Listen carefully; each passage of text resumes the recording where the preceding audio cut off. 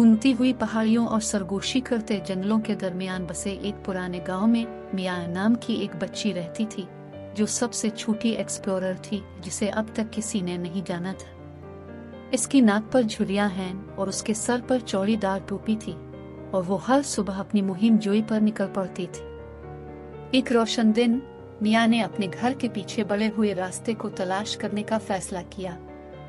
एक छोटे से बैग और तजस्सुस से भरे दिल से लैस वो जंगल की गहराई में घूमती हुई पगडंडी का पीछा करती चली गई। लंबे लंबे दरख्त जिनकी शाखें सब्ज और सोने के रंग का मजमुआ थी, इससे राज की सरगोशियां करते थे।